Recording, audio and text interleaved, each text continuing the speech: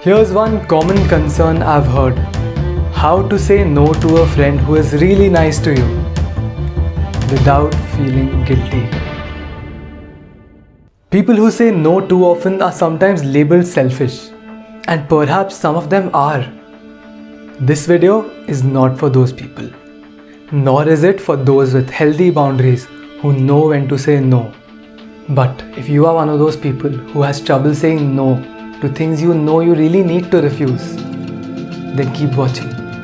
By the end of this video, you will be well equipped with ways to say no without feeling guilty at all.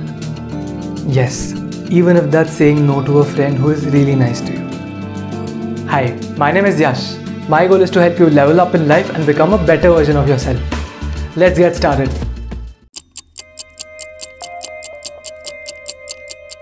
You don't want to leave someone hanging, but you don't have to respond to their request instantly.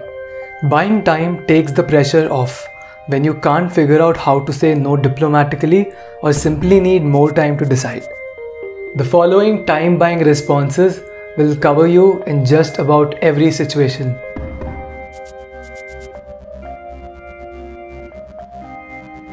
A common mistake we tend to make is to turn these into questions.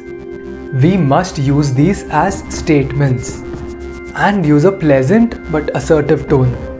But what if buying time doesn't cool you down enough to be comfortable saying no?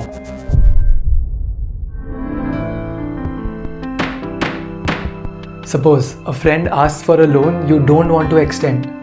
Utter the phrase, "Sorry, I have a policy about not lending money," and your refusal immediately sounds less personal.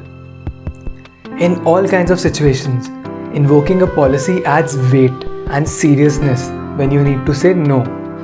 It implies that you've given the matter considerable thought on a previous occasion and learned from experience that what the person is requesting is unwise. When you live by clear principles, it's easier to make decisions and people are more likely to respect your responses.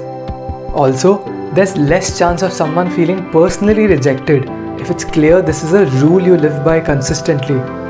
But every rule has exceptions, and persistent people will seek to find them by nagging you with why their request is special, unique, and covered in glitter. So, how do you deal with people who don't take no for an answer?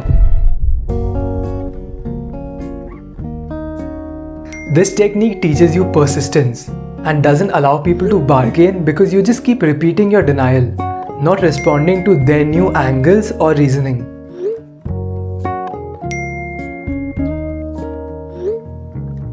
If you ever find yourself in this situation, repeat the same "sorry I can't" response, no matter how many times they ask you. Be polite and empathetic, but don't let them talk you into anything. Their endgame is to have you go from a no to a maybe to a yes. "Sorry, I can't" is a great response and the only one you need ever give.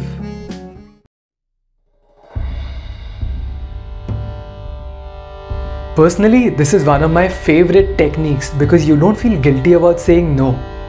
You're still offering to help, but it's on your terms. It's a win-win.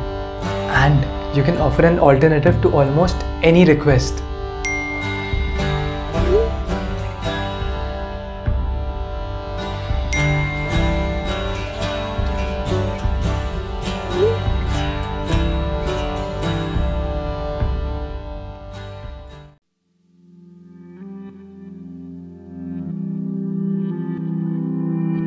Make sure your tone isn't rude. You can be assertive yet polite at the same time. When saying no, start with no.